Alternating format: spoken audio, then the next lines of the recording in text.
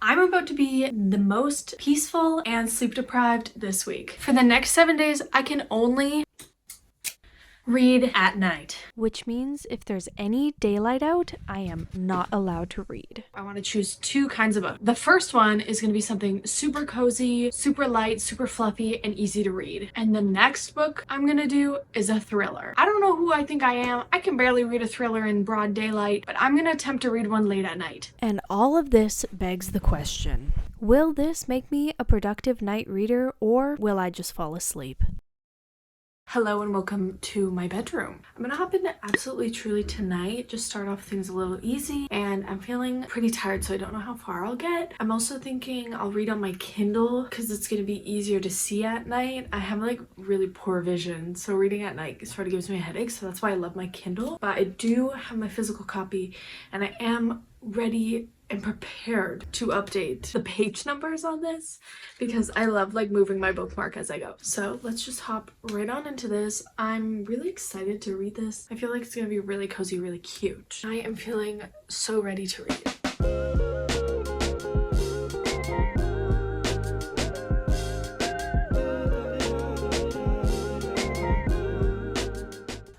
Good morning. It's the next day, not in the evening.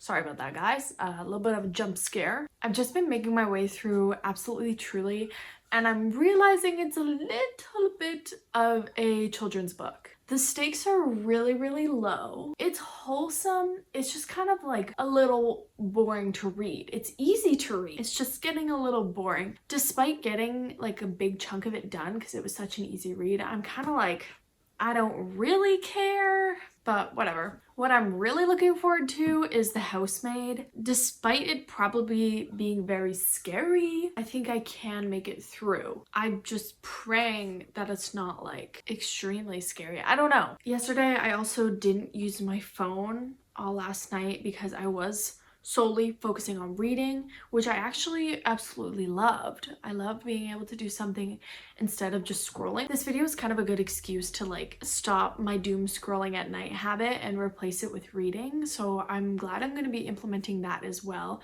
That was a very big slay yesterday, not being on my phone in the evening. But yeah, I'm just a little bummed that Absolutely Truly isn't going the way I wanted it to go, but it's chill. Good evening. I have about 200 pages left. My goal for today is to finish it. If I don't finish it, that's okay. I'm just hoping I finish it today. Last night I flew through it, so I'm hoping I can fly through it again.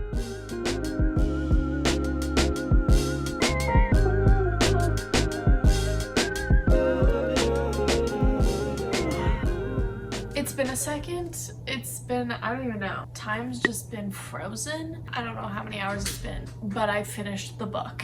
My feelings are pretty neutral right now, but in the outro, I'll give my full review of Absolutely Truly, and I'll let you know my final rating at the end of the video.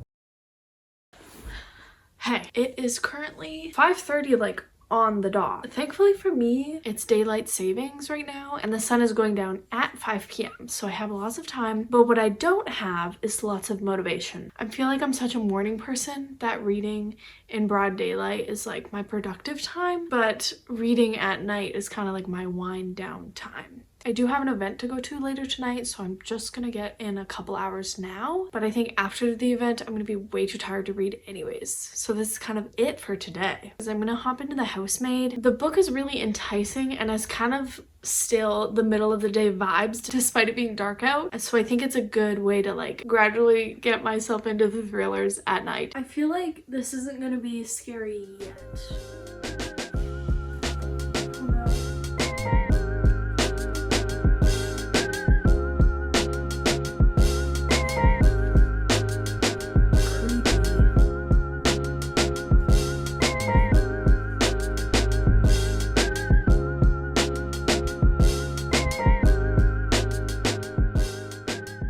Good evening. Here's a little update. I am on page 129 of The Housemaid right now, and it hasn't really gotten scary yet, just kind of like what is this lady doing? So I hope it doesn't get scarier tonight, and I hope I can finish the book without needing to pause and be scared for my life. I guess I haven't really done my first impression yet. So we're introduced to our main character Millie, and then we're also introduced to another main character named Nina, who is the owner of the mansion that she's cleaning. So far, again, things are not very scary, but they are like weird. And I don't know where it's going, especially 129 pages in. I feel like we would have found out something crazy by now, but we really haven't. I'm a little nervous that it's going to get really scary, but I don't think it will. I think it's going to be thrilling. And I just got to keep that energy with me. It's going to be thrilling. Sorry, I just woke up. I wanted to talk about The Housemaid because last night I got like really far into it, and I've been meaning to talk about the book more, but since I can only read in the evenings, I'm kind of like trying to soak up all my reading time.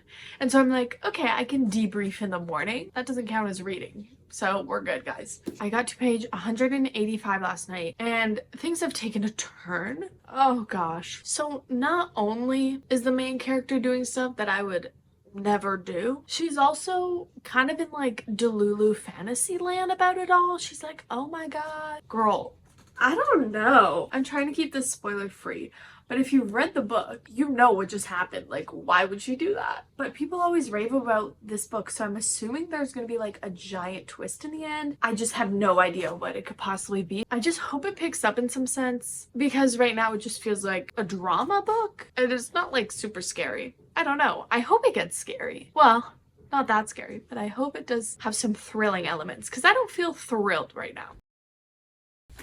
Happy Friday. Let's finish The Housemaid. What?